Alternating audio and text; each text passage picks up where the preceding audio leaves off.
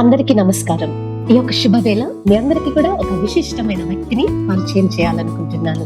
వారు మట్టిలో మాణిక్యం. First of all గా వారి జీవితం అంతా కూడా చూస్తే మనకు అర్థమైపోతుంది. వారెవరో కాదు, గ్రేటర్ వరంగల్ మున్సిపల్ కార్పొరేషన్ లో ఆర్డీఓగా చేస్తున్నటువంటి అలివేలు గారు మనతో ఉన్నారు. మరి వారితో ఈ యొక్క శుభవేళ కలిసి మాట్లాడదాం. నమస్కారం మ్యామ్. నమస్తే మ్యామ్. మ్యామ్ బాగున్నారా? మ్యామ్, మరి ఒక స్త్రీగా ఇంత ఉన్నత స్థితిలో ఉన్న మీరు, తర్వాత మీ యొక్క బాల్య విశేషాలు, తర్వాత మీ జీవితం వెనుక ఉన్న దాగి ఉన్న సత్యాలన్నీ కూడా ఈ రోజు ప్రజల ముందుకు తేవాలనుకున్నాను. మీ బాల్యం గురించి, మీ విద్యాభ్యాసం గురించి మాతో షేర్ చేసుకుంటారా? ఓకే మ్యామ్, తప్పనిసరిగా. Thank you ma'am. ఫస్ట్ మీకు మీ సహృదయంతో ఇంత దూరం వచ్చి నన్ను ఇంటర్వ్యూ చేయడం అనేది నేను ఒక అదృష్టంగా భావిస్తున్నాను. Thank you. ఎందుకంటే మ్యామ్, కొన్ని అవకాశాలు కొద్ది మందికి భగవంతుడు కల్పిస్తూ ఉంటాడు. అది మనం ఎక్స్పోజర్ అవ్వాలంటే కొన్ని అవకాశాలు కొన్ని రావాలి. అట్లా వచ్చినటువంటి అవకాశంగా భావిస్తున్నాను. మేడం, నేను మునుగోడు గ్రామంలో పుట్టాను. ప్రస్తుతం నల్గొండ జిల్లాలో ఉంది. వెస్ట్ నల్గొండ జిల్లాలో ఉంది. నేను ఆడపిల్లగా కుటుంబంలో ఒకదాన్ని. నాకు 5 అన్నయ్యలు. మా అమ్మ నాన్న కూలి పని చేసి మమ్మల్ని ఇంత స్థాయిలోకి తీసుకొచ్చారు. ముందుగా నాకు జన్మనిచ్చినటువంటి నా తల్లిదండ్రులకు కృతజ్ఞత తెలియజేస్తున్నాను. నేను చాలా గొప్పగా ఫీల్ అవుతాను. అలాంటి తల్లిదండ్రులను నాకు ఇచ్చినందుకు ఆ భగవంతుడు ఇంకా ఏమిచ్చినా నేను అది తీర్చుకోలేనటువంటి రుణంగా భావిస్తాను. అంత గొప్ప తల్లిదండ్రులను భగవంతుడు నాకు ఇచ్చారు. అదే విధంగా నాకు 5 అన్నయ్యలు మేడం. Okay ma'am. వాళ్ళందరూ కూడా guest officers. They are well settled. కేవలం విద్య ద్వారానే మనం ఉన్నత స్థితికి వెళ్ళొచ్చు అనేటువంటి ప్రగాఢమైనటువంటి విశ్వాసం మా తల్లిదండ్రులు ఉండేది. ఆ విశ్వాసం మమ్మల్ని అందరినీ కూడా కుటుంబంలో ఉన్న నా 6 పిల్లల్ని కూడా చదివించే స్థితికి తీసుకెళ్ళింది. ఇతరుల డబ్బు ఎలా మనం యూజ్ చేసుకోవాలి, లేదంటే ఇతరులతోటి ఎట్లా వాళ్ళని మిస్గైడ్ చేసి మనం సంపాదించాలి అనే తత్వం లేకుండా మా తల్లిదండ్రులు. కేవలం మనం సత్యంగా సంపాదించింది మాత్రమే మనతో ఉంటుంది. మనం ఏదైతే అసత్యంగా సంపాదిస్తామో అది మనతో ఉండదు అనేటువంటిది మేము స్వయంగా మా కళ్ళతో చూసాం. అదే మాకు కూడా అబ్బింది.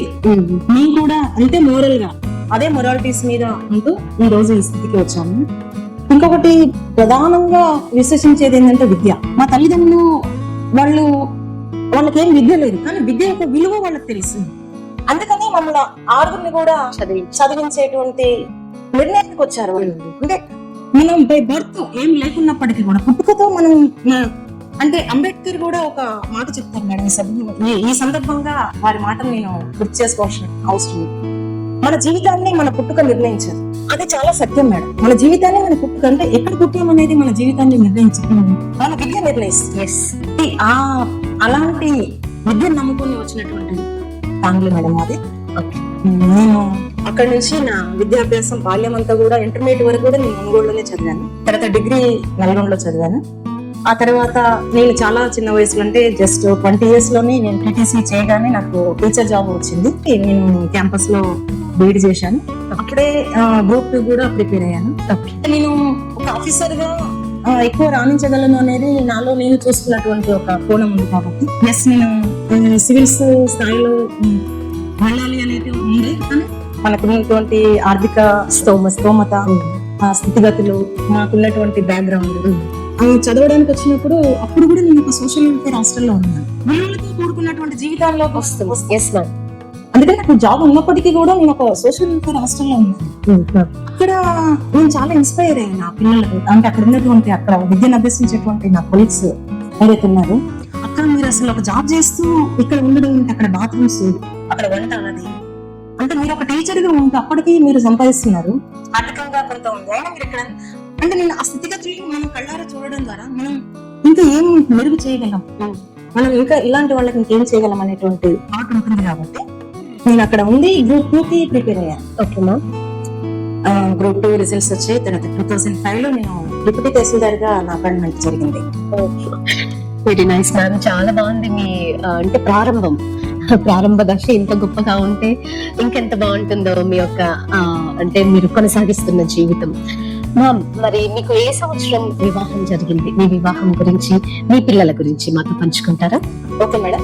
నాకు 2001లో రంగారావు గారితో నాకు వివాహం జరిగింది. తన సూర్యాపేట వాస్తవ్యులు. నాకు 2 బాబులు, ధీరజ అండ్ తపస్వి. ఇప్పుడు ప్రస్తుతం పిల్లలు ఐఐటి మద్రాస్ లో ఉన్నారు మేడం. వాళ్ళు చక్కగా చదువుకొని మంచి స్థితిలో ఉండి ఇంకా వాళ్ళు ఒక 10 మందికి సాయం చేయగలిగే స్థితిలో ఉండాలనేది వారి దగ్గర నుంచి నేను కోరుకునేటువంటి ఆశ. ఎస్ మ్యామ్, మరి మీరు ఇంత గొప్ప ఆర్డీఓగా మీరు మీ పదవిని ఇంత చక్కగా నిర్వర్తిస్తున్నారు కనుక ఆర్డీఓగా మీరు ఎప్పుడు జాయిన్ అయ్యారు? 2022లో జాయిన్ అయ్యాను మేడం. ఓకే. నేను 12 సంవత్సరాలు తహసీల్దార్ గా పనిచేశాను. వివిధ మండలాలలో, వివిధ జిల్లాలలో పనిచేశాను. ఈ పనిచేసే క్రమంలో అంటే రెవెన్యూ డిపార్ట్మెంట్ ను ఎంచుకోవడంలో గొప్ప ఏంటంటే దీంతో ఎక్కువ మందికి సర్వీస్ చేయొచ్చు, ఎక్కువ మందితోటి ఇంటరాక్షన్ అవ్వచ్చు, ఎక్కువ మందికి ఫెసిలిటేషన్ కల్పించవచ్చు అనే ఏకైక దృక్పథం ఇప్పటికీ ఉంది మేడం. డైరెక్ట్ గా గవర్నమెంట్ యొక్క స్కీమ్స్ మేము ఇంప్లిమెంట్ గ్రామ స్థాయిలో, మండల స్థాయిలో ఇంప్లిమెంటేషన్ వచ్చే వరకు పూర్తి బాధ్యత మాపైనే ఉంటుంది. కాబట్టి ఇప్పుడు అందుబాటులో ఉంటూ చేయాల్సినటువంటి ఒక ఛాలెంజింగ్ జాబ్ ఎంచుకోవడం నాకు మొదటి నుంచి కూడా చాలా ఇష్టం. నేను నా కుటుంబాన్ని, ఉద్యోగాన్ని చాలా బ్యాలెన్స్ చేస్తూ ఒక దృఢమైనటువంటి సంకల్పంతో చేశాను. కాబట్టి నేను 2 సార్లు నాకు బెస్ట్ ఆడియో అవార్డ్స్ వచ్చినాయి madam. Very nice ma'am, congratulations ma'am. మనకు కుటుంబంకి ఎంత సర్వీస్ అయితే ఇస్తామో మన ఉద్యోగ రీత్యా కూడా ప్రజలకు అంతకంటే ఎక్కువ సర్వీస్ ఇవ్వడం ద్వారా చాలా తృప్తి పొందుతాను. Yes ma'am. ప్రజలకు ఎంత వీలైతే అంత నా వంతుగా చేయాలనేటువంటి సంకల్పంతో భగవంతుడు నాకు ఇచ్చిన గొప్ప వరంగా నేను ఫీల్ అవుతాను మేడం. నా ఈ సర్వీస్ లో ఉన్నంత వరకు ఎంతవరకు అయితే నేను ప్రజలకు మంచి చేయగలను అంటే గవర్నమెంట్ ఫ్లాగ్షిప్ ప్రోగ్రామ్స్, గవర్నమెంట్ ప్రవేశపెట్టేటువంటి సంక్షేమ పథకాలు ప్రజల్లోకి తీసుకువెళ్లేటువంటి గొప్ప అవకాశం ఉన్నటువంటి డిపార్ట్మెంట్ లో నేను పనిచేస్తున్నందుకు నాకు చాలా గర్వంగా ఉంది. సాంఘిక సంక్షేమం కోసం, గిరిజన సంక్షేమం కోసం మీరు ఎలాంటి చర్యల్ని తీసుకుంటూ ఉంటారు మేడం? జాబ్ లో పార్ట్ గురుకుల సంక్షేమం మరియు గిరిజన సంక్షేమంలో ఒక పార్ట్ ఆఫ్ ద జాబ్ గా ఉంటుంది మేడం. మేము ప్రతి వీక్ కూడా ఒక హాస్టల్లో స్టే చేస్తాము. స్టే చేయాల్సినటువంటి బాధ్యత ప్రభుత్వం మా పైన పెట్టింది. ప్రభుత్వం ఇచ్చినటువంటి ఆదేశాల మేరకు మేము ఏదైతే ఇన్స్పెక్షన్స్ చేయాలి, వాళ్ళకు అక్కడ ఫెసిలిటీస్ ఎలా ఉన్నాయి. మొన్న రీసెంట్ గా నేను ఆర్డీఓ మహబాద్గా నా విధులు నిర్వర్తించే క్రమంలో ఒక హాస్టల్లో మా నైట్ కలెక్టర్ గారు నాకు 12 గంటలకు ఫోన్ చేశారు మేడం. హాస్టల్లో విద్యార్థులంతా అస్వస్థకు గురయ్యారు కాబట్టి ఇమీడియట్ గా వెళ్ళండి అని. ఇమీడియట్ గా రష్ అయ్యాను మేడం. అప్పటికి నేను ఒక నైట్ ఒకటి మార్నింగ్ అక్కడ బోర్వెల్ మొత్తం కూడా ప్లస్ క్లీన్ చేసి బోర్వెల్ రన్ అయ్యేటట్టుగా చూసి పిల్లలకి ఆ నైట్ అక్కడే ఉన్నాను మేడం. అక్కడే ఉండి వాళ్ళతోటే స్టే చేశాము. అక్కడ చూస్తే నిజంగా ఎక్కడ వాటర్ లేవు, ఇక్కడ పంపు అక్కడే కొడుతున్నది. ఇంకా కిచెన్ అయితే ఇంకా అసలు మార్నింగ్ అంతా అక్కడే ఉండి ఏంటి కిచెన్ అన్నీ ఈగలు, ఇలాంటి పరిస్థితులు, ఇలాంటి పరిసరాల్లో మనం అందరం తింటాము. అసలు వాళ్ళు ఒక సోషల్ వెల్ఫేర్ లోనైనా గిరిజన సంక్షేమంలోనైనా పేరెంట్స్ మన పైన ఒక బాధ్యత పెట్టి, నమ్మకం కాదు బాధ్యత, మనం చేయాల్సిన బాధ్యతతో చేయాల్సినటువంటి పని ఇంత లావిష్ గా, ఇంత బాధ్యతారహితంగా చేయడం అనేది కరెక్ట్ లేదని వాళ్ళకు చెప్పి ఇమీడియట్ గా అక్కడ ఉండి అవన్నీ కూడా నీట్ చేయించిన తర్వాతనే నేను ఆఫీస్కి వచ్చాను. Okay ma'am. అంటే మీరు ఇలాంటి పనులు చేస్తున్నప్పుడు స్టాఫ్ మీకు కోఆపరేటివ్ గా ఉంటారా మ్యామ్? కొన్ని హడిల్స్ వస్తాయి, వచ్చేటువంటి ప్రెజర్స్ వస్తాయి. బట్ మనం ఒక మంచి ఐడియా తోటి వెళితే మాత్రం తప్పనిసరిగా ఇటు పొలిటికల్ నుంచి అయినా హైయర్ అఫీషియల్స్ నుంచి మంచి అప్రిషియేషన్స్ వస్తాయి. మనం మంచి చేస్తూ ఉన్నప్పుడు ప్రారంభంలో కొద్ది మందికి రుచించకపోవచ్చు. ప్రారంభంలో కొంత హడిల్స్ అనేది ప్రతి దగ్గర ఉంటాయి. దాన్ని మనం ఛాలెంజింగ్ గా తీసుకుని ముందుకు వెళ్ళడం ద్వారా మన ఉద్దేశం కరెక్ట్ అయితే వాళ్ళు కూడా స్వాగతిస్తారు అనేది నా నమ్మకం. Okay ma'am.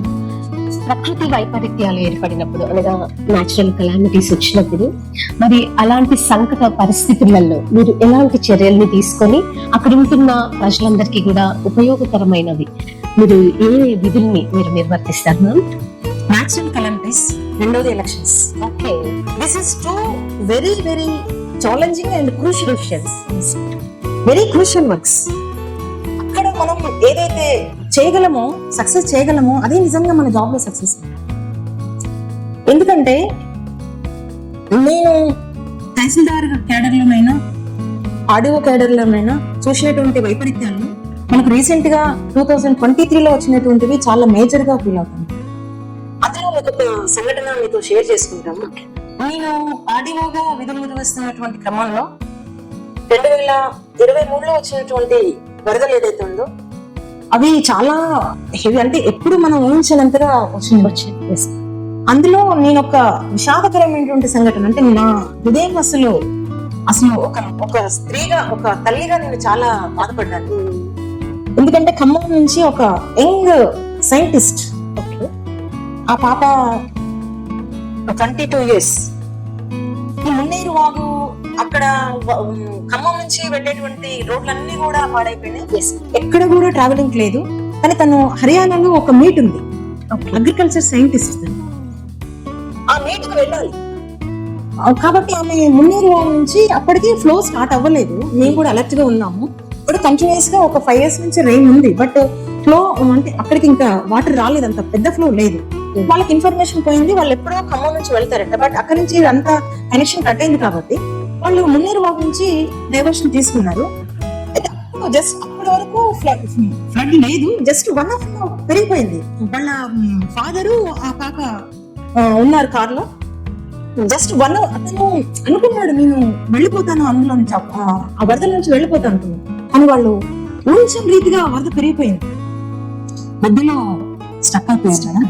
అది అసలు నేను నా జీవితంలో ఆ సంఘటన, ఎందుకంటే ఆ పాపకి గ్రేట్ ఫ్యూచర్, మన దేశానికి మన ప్రాంతానికి ఉపయోగపడేటువంటి పాప మిగతా జీవిగా అక్కడ చూసి కన్నీళ్లు పెట్టుకున్నాను. మీరు చెప్తుంటే గూస్ బంప్స్ వస్తున్నాయి మ్యామ్. ఎస్ మేడం, నేను చాలా బాధపడ్డటువంటి సంఘటనలో అదొకటి. ఎందుకంటే అమ్మాయి చాలా భవిష్యత్తు ఉన్నటువంటి అమ్మాయి. తర్వాత ఆ పాప చనిపోయిన తర్వాత మన రాష్ట్ర ప్రభుత్వం అమ్మాయి పేరు పైన ఒక వంగడాన్ని ప్రకటించారు. ఆ అమ్మాయి పేరు పైన అంటే అంత గొప్ప ఫ్యూచర్ ఉన్నటువంటి అమ్మాయి. అప్పటికి మేము అందరితో మాట్లాడాము. పైనుంచి హెలికాప్టర్ కలెక్టర్ గారు నాకు ఇమీడియట్ గా రష్ అవ్వమని ఫోన్ చేశాడు. వాళ్ళ బ్రదర్ నెంబర్ నాకు ఇచ్చేస్తాను, వీళ్ళతో మాట్లాడమ్మా. అప్పటికి నేను చాలా ఎంతూజియాజంగా చూస్తున్నా, ఇంకెక్కడైనా బ్రతికి ఉండొచ్చు, ఎక్కడో ఒక కొమ్మని పట్టుకుని ఉండొచ్చు అని. బట్ మా ప్రయత్నాలన్నీ కూడా విఫలమయ్యాయి మేడం. పోలీస్ డిపార్ట్మెంట్, రెవెన్యూ వాళ్ళం, తర్వాత ఎన్డీఆర్ఎఫ్ వాళ్ళతో కూడా మాట్లాడాను. మాట్లాడి ఇమీడియట్ గా మనకి ఏ చిన్న అవకాశం ఉన్న అమ్మాయిని బ్రతికించుకోవాలని చాలా మేము ప్రయత్నం చేశాం. బట్ ప్రయత్నం అంతా విఫలమైపోయింది. అమ్మాయిని రక్షించుకోలేకపోయాం. అది అమ్మాయి అట్లా పడి ఉండడం చూసి నేను చాలా చలించిపోయాను. వాళ్ళ ఫాదర్ పాపం కారులోనే చనిపోయాడు. అమ్మాయి మాత్రం డోర్ తీసుకొని దూరంగా వెళ్ళి ప్రయత్నించి ఉంటుంది తను. ఇలాంటి చాలా న్యూస్ చాలా చూసాం మేడం. కాబట్టి ఇంకా అదే ఫ్లో లో, అదే ఫ్లడ్ లో ఇంకొక వాగు దగ్గర కూడా ఒక లారీ స్టక్ అయిపోయింది. అందులో జనం ఉన్నారు, లారీ కొట్టుకొని పోయింది. అప్పుడు ఎన్డీఆర్ఎఫ్ వాళ్ళు పిలిపించాము, పోలీస్ సిబ్బంది, రెవెన్యూ వాళ్ళం, అందరం కూడా కృషి చేసి వాళ్ళని పైకి ఎక్కిచ్చేసి ఇమీడియట్ గా వాళ్ళ పడవలు తీసుకొచ్చి వాళ్ళని సేవ్ చేశాం. వాళ్ళని సేవ్ చేసినప్పుడు అప్పటి వరకు పడ్డటువంటి కష్టం అంతా మర్చిపోయి అసలు ఎంత ఆనందపడ్డామంటే అంత శక్తి వచ్చింది మళ్ళీ. వాళ్ళని అట్లా చూడడం, బ్రతికి వాళ్ళని తీసుకురావడం చాలా శక్తినిచ్చింది మాకు. ఇలాంటి సంఘటనలు మీరు ఫేస్ చేసేటప్పుడు, విఐపీస్ వచ్చినప్పుడు మ్యామ్, మరి ఎలాంటి భద్రతను మీరు కల్పిస్తూ ఉంటారు? ఓకే మ్యామ్, ఇక్కడ మనకి ఫ్లడ్స్ వచ్చినప్పుడైనా లేకుంటే ఇంకా ఇలాంటి కలామిటీస్ వచ్చినప్పుడైనా సీఎం లెవెల్లో రివ్యూస్ ఉంటాయి. సీఎం అండ్ మినిస్టర్స్ కూడా రివ్యూ తీసుకుంటారు. అదే విధంగా వాళ్ళు వచ్చి విజిట్ కూడా చేస్తారు మేడం. సీతక్క గారు, పొంగులేటి సారు, తర్వాత అందరు మినిస్టర్స్, మా జిల్లాకు సంబంధించినటువంటి మినిస్టర్స్ అందరూ కూడా వస్తారు. సీఎం గారు కూడా వచ్చి ఆ సంఘటన జరిగినప్పుడు సీఎం గారు కూడా విజిట్ చేసి ఆ పాపను కోల్పోయినటువంటి కుటుంబాన్ని పరామర్శించి ఉంటారు. కాబట్టి వాళ్ళకు కట్టుదిట్టమైనటువంటి భద్రతా ఏర్పాటు చేసి పోలీస్ శాఖ సమన్వయంతో ఎలాంటి అంటువర్డ్స్ ఇన్సిడెంట్ జరగకుండా మేము జాగ్రత్తలు తీసుకుంటాం. మా మ్యామ్, మీ డ్యూటీస్ లో భాగంగా మీరు శాంతి భద్రతల్ని నిర్వర్తించే సమయంలో ఎలాంటి చర్యల్ని తీసుకుంటారు? ఎక్కువగా వచ్చేటువంటి దశలు ఏమిటంటే ఎలక్షన్స్ లో వస్తుంటాయి. అదేవిధంగా అక్కడ లోకల్లో ఏమైనా మత ఘర్షణలు అయినప్పుడైనా వస్తాయి మేడం. నేను మేజర్ గా రిలీజియస్ పరంగా చూసినటువంటి లా అండ్ ఆర్డర్ సిచ్యువేషన్స్ లో నిజామాబాద్ నందిపేట మండలంలో చేసేటప్పుడు అక్కడ ఒక హిందూ మరియు ముస్లిం మధ్య ఒక చిన్న మసీదు పైన హిందువులకు సంబంధించినటువంటి ఒక జెండా కట్టారనేటువంటి ఒక చిన్న ఇష్యూ, అది చాలా పెద్ద ల్యాండ్ ఆర్డర్ అయిపోయింది. అసలు 144 సెక్షన్ పెట్టాము. అక్కడ ఎస్పీ గారు, కలెక్టర్ గారు వచ్చారు. తర్వాత అది చిన్న ఒక ప్రజల్లో ఉన్నటువంటి రిలీజియస్ సంబంధించినటువంటి ఎమోషన్స్ ఎంత ప్రెజరైజ్, ఎంత ప్రభావం చూపిస్తుంది అనేది ఆ సంఘటన తోటి నాకు అర్థమైంది. కాబట్టి మనకు మతపరమైనటువంటి సంఘర్షణలు వచ్చినప్పుడు మేము 24 hours అక్కడే ఉండాల్సినటువంటి అవసరం ఉంటుంది. పోలీస్ అండ్ రెవెన్యూ వాళ్ళు, పోలీస్ వాళ్ళ పాత్ర చాలా ఎక్కువగా ఉంటుంది అప్పుడు. సో 24 hours కూడా ఆ ఇన్సిడెంట్ ఎక్కడైతే ఉంటుందో అక్కడ ఉండి మేము ఎప్పటికప్పుడు అక్కడ ఉన్నటువంటి సిచ్యువేషన్స్ ను పై ఆఫీసర్లకు తెలియజేస్తూ, పై ఆఫీసర్లు వచ్చేటువంటి ఆదేశాలు మేము పాటిస్తూ అక్కడ ఎలాంటి ఇన్సిడెంట్ లేకుండా చూసుకోవాల్సినటువంటి బాధ్యత మాకు ఉంటుంది. మ్యామ్, మీరు చెప్తున్న వాటన్నిటిని బట్టి చూస్తే మాకు అర్థమవుతుంది ఏంటంటే మీకు ఎంత చక్కగా విధులు నిర్వర్తిస్తున్నారు, ఎన్నో సేవ కార్యక్రమాలు చేస్తున్నారు. సో ఇలాంటి సందర్భంలో మీ ఇంట్లో ఉన్న వాళ్ళందరూ కూడా మీకు చాలా కోఆపరేటివ్ గా ఉంటారని మేము విశ్వసిస్తున్నాం మ్యామ్. ఎంతవరకు నిజమంటారు? అది 100కు 1000% కరెక్ట్ అని వేదికగా మీరు చెప్తున్నాను. Okay ma'am. ఎందుకంటే మనకు ఇంట్లో ప్రశాంతత లేకుంటే విధుల్లో దాని యొక్క రిఫ్లెక్ట్ అనేటువంటి తప్పకుండా ఉంటుంది. Yes ma'am. ఆ విషయంలో నేను నా పార్ట్నర్, నా భర్తకి చాలా రుణపడి ఉంటాను. ఎన్నో పుణ్యాలు చేసుకుంటే ఒక మంచి వ్యక్తితోటి మనకు సంబంధం ఏర్పడుతుంది అనేది అది నేను ఫీల్ అవుతాను. Yes ma'am. పుణ్యం కొద్ది పురుషుడు, దానం కొద్ది బిడ్డలు అంటారు కదా. ఎస్. నాకు పుణ్యం కొద్ది పురుషుడు ఉన్నారు, దానం కొద్ది ఉన్నటువంటి బిడ్డలు ఒక భగవంతుడు నాకు ఇచ్చినటువంటి ఒక వరంగా నేను ఫీల్ అవుతాను. ఎస్. నా తల్లిదండ్రులు, నా అన్నలు, అంటే నాకు పెళ్లి కావాలంత వరకు నా తల్లిదండ్రులు, మా అన్నయ్యలు, పెళ్ళైన తర్వాత నా భర్త, నా పిల్లలు సపోర్ట్ లేకుంటే నేను ఈ రోజు ఈ స్థితిలో ఉండేదాన్ని కాదేమో. భగవంతుడు ఆ విషయంలో నాకు చాలా మేలు చేశాడు. ఎలాంటి ప్రాబ్లం వచ్చినా నేను వెంటనే మా హస్బెండ్ తోటి షేర్ చేసుకుంటాను, మా పిల్లలతో కూడా షేర్ చేసుకుంటాను. వాళ్ళు కూడా చాలా చక్కగా అర్థం చేసుకొని మమ్మీ నువ్వు ఇట్లా చేస్తే బాగుంటుంది. నాకు పెళ్లి కానంత వరకు నాకు అన్ని కూడా మా అన్నయ్యలు, నా తల్లిదండ్రులు, వాళ్ళ యొక్క ప్రతి సలహా, అంటే మా అన్నయ్యలు కూడా నువ్వు ఒక స్త్రీ బయటకు వెళ్తే ఎలా ఉంటుంది, స్త్రీ ఎలాంటి ప్రాబ్లమ్స్ ను ఫేస్ చేస్తుంది, మనం ఎలా ఉండాలి అంటే ఫస్ట్ మనలో ఒక డిఫెక్ట్ లేకుంటే ఎవరు ఏం చేయరు అనేది నా నమ్మకం. ఒంటరిగా సమాజంలోకి వచ్చాను. ఎప్పుడు అన్నయ్యలు ఉంటారు, మన పేరెంట్స్ ఉంటారు, ఎప్పుడు మన తోడు రారు. మన తోడు మనమే. ఎప్పుడు మనం మంచి మనసుతో, మంచి ఒక దృక్పథంతో ఉంటే మన చుట్టుపక్కల వాళ్ళు కూడా మనకు మంచిగా చూస్తారు, మంచి కోఆపరేటివ్ గా ఉంటారు అనేది నేను చాలా విశ్వసిస్తాను మేడం. వాళ్ళ యొక్క స్ఫూర్తితో మనం ముందుకెళ్తే మనం తప్పనిసరిగా సక్సెస్ సాధిస్తాం. అది నేను ఫీల్ అయ్యాను, అది నేను ఎక్స్పీరియన్స్ అయ్యాను. మరి ఇంత సుదీర్ఘ ప్రయాణంలో మీరు ఎదుర్కొన్న ఛాలెంజెస్ ని మా ప్రేక్షకులతో పంచుకుంటారా? ఒక స్త్రీగా సమాజంలో మనం బయటకు వెళ్ళినప్పుడు సమాజం మనం చూసేటువంటి చూపు ఒకలాగా ఉంటుంది, అది మనకు అర్థమవుతుంది. అందరూ ఎదుర్కోవాల్సిందే, అది మనందరం కూడా ఫేస్ చేయాలి. అది అక్కడి వరకే చేసి వదిలిపెట్టాలి. మన లక్ష్యాన్ని ముందుకు తీసుకెళ్ళాలి. అడ్విస్ అనేటువంటిది ప్రతి ఒక్కరికి వస్తాయి. మనం ఒక లక్ష్యాన్ని ముందుకు తీసుకెళ్ళాలి, ఒక ఉద్దేశంతో మనం వెళ్తున్నామంటే వస్తాయి. దాన్ని అక్కడికే చూసి దాన్ని వదిలేయాలి. దాన్ని మనతో క్యారీ ఫార్వర్డ్ చేసుకోవద్దు. దాంతో మనం ట్రావెల్ అవ్వద్దు. ప్రతి సమస్య కూడా ఒక పరిష్కారం ఉంటుంది. ఆ పరిష్కారం కనుక్కుంటూ ఇంకా కొత్త సమస్య వస్తుంది ముందు. ఇది పాతదైపోతుంది. సో మన విల్ పవర్ గట్టిగా ఉండాలి. మనం అనుకున్న ఉద్దేశం క్లారిటీ ఉండాలి.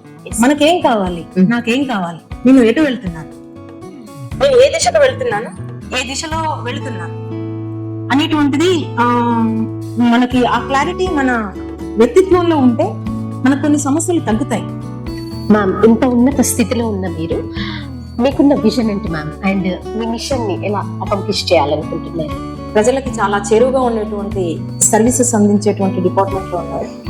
కంటిన్యూస్ గా భగవంతుడు నాకు అవకాశం ఇచ్చారు కాబట్టి నేను ఎంతవరకు అయితే ప్రజలకు చేరువుగా ప్రభుత్వం అందించేటువంటి ఫలాలని ఏదైతే ఎండ్ వరకు ఉన్నటువంటి ప్రజలకి అందించే దశలో నా వంతుగా నేను ఎంతవరకు కృషి చేయాలో అంతకంటే ఎక్కువ కృషి చేసి నాకున్నటువంటి ఆ విజన్ ఒకటే. మనం సర్వీస్ లో ఉన్నాం, సర్వీస్ లో ఎక్కువ సేవ చేసేటువంటి అవకాశం ఉన్నటువంటి సర్వీస్ ఇది, నేను చేసేటువంటి సర్వీస్. సో నేను ఎంతవరకు అయితే ప్రభుత్వం ఇచ్చేటువంటి పథకాలు ప్రజల్లోకి తీసుకువెళ్ళగలను, ఎవరైతే పూరెస్ట్ ఆఫ్ ద పూర్ కి అందించే అవకాశం ఉంటుందో అదే దశలో నేను వర్క్ చేస్తూ నా సర్వీస్ మొత్తం కూడా అదే మోడ్ లో పనిచేయాలనేటువంటి ఉద్దేశం కలిగి ఉన్నాను. ఇంకా మనకి సోషల్ వెల్ఫేర్ హాస్టల్స్, ఇంకా ఏదైతే పూరెస్ట్ ఆఫ్ ద పూర్ ఉన్నారో వాళ్ళకి ఏవైతే అవకాశాలు ఉన్నాయో అవకాశాలను వాళ్ళ దగ్గరికి తీసుకెళ్లేటువంటి ఆపర్చునిటీ ఉంది కాబట్టి తప్పనిసరిగా ఆ దిశగా నేను వెళ్ళాలనే ఉద్దేశం ఉంది. ఆ దిశగా పూరెస్ట్ ఆఫ్ ద పూర్ కి ఏదైతే మేలు జరగాలో అది తప్పనిసరిగా ప్రభుత్వం ఏదైతే పథకాలు ప్రవేశపెడుతున్నారో ఆ పథకాలను వాళ్ళ చేరువుగా తీసుకెళ్లడం ద్వారా వాళ్ళు పొందేటువంటి ఆనందం ఏదైతే ఉందో అది నాకు అల్టిమేట్. ఆనందం చాలా విలువైంది. ఒక స్కీమ్ ద్వారా వాళ్ళు నిజంగా బెనిఫిట్ అవ్వడం అంటే, నాకు మొన్న ఇందిరమ్మ ఇండ్ల పథకంలో కొన్ని ఎంక్వైరీస్కి వెళ్ళానండి, మీకు అది షేర్ చేయాలనే ఉద్దేశం ఉంది. నిజంగా ప్రజలు వాళ్ళకి ఒక బెనిఫిట్ జరుగుతుందంటే వాళ్ళకి ఎంత ఆశ ఉంటుందంటే, అధికారి వెళ్తే వాళ్ళు నిజంగా ఎంత ఆదరిస్తారు. వాళ్ళ మనోగతంలో ఉన్నటువంటి ఆ బాధను కూడా మన ముందు వ్యక్తం చేస్తారు. నిజంగా ఒక 2-3 స్త్రీమూర్తులు నా దగ్గరికి వచ్చి అసలు గట్టిగా పట్టుకొని ఇచ్చేసారు. అంటే మేము ఎన్నో సంవత్సరాల నుంచి ఈ కురుస్తున్నటువంటి ఇంట్లో ఉంటున్నామమ్మా, కనీసం మాకు ఇప్పటికైనా ఇల్లు వస్తుందా, వాళ్ళ నిజంగా వాళ్ళ కన్నీరు చూస్తుంటే నిజంగా నేను కరిగిపోయాను. మీకు తప్పనిసరిగా వస్తుందమ్మా, నేను తప్పనిసరిగా రికమెండ్ చేస్తాను, మీ ముందే రాస్తున్నాను. ఎందుకంటే వాళ్ళంతా జెన్యూన్ అనిపించింది. నిజంగా వాళ్ళు అప్పుడు ఆ మాటల ద్వారా వాళ్ళు పొందినటువంటి ఆనందం చూస్తే నిజంగా వాళ్ళకు ఇల్లు వచ్చిన అంత ఆనందం కొందరే అధికారి అంత ఆనందింప చేయగలరు. మన మాటల ద్వారా, మనం ఇచ్చేటువంటి సపోర్ట్ ద్వారా డెఫినెట్ గా మ్యామ్ ఆ కొన్ని క్షణాలైనా మనం వాళ్ళని ఆనందింప చేస్తాం అనేటువంటి ఆశ మాత్రం వాళ్ళ ఉంది మేడం. అది షెడ్యూల్లో మనం ప్రభుత్వం చెప్పేటువంటి ఆదేశాల ప్రకారం ఉంటాం కాబట్టి అది దాన్ని తీసుకెళ్లే క్రమంలో ప్రజలతో మమేకమై ఇంకా అల్టిమేట్ నాకు జీవితం అంతే, ఇంకా అక్కడే నా జీవితం ముగిసిపోతుంది అనుకుంటా. ఆఫ్టర్ రిటైర్మెంట్ కూడా నేను అదే దశలో ఉంటాను. నా సర్వీసెస్ ఎంతవరకు పూరెస్ట్ ఆఫ్ గా పూర్కు అందాలో అంతవరకు నా లైఫ్ ఉన్నంతవరకు అక్కడే నాకు ఎక్కువ సాటిస్ఫాక్షన్ కూడా మిగిలిపోతుంది. Ma'am, thank you so much ma'am.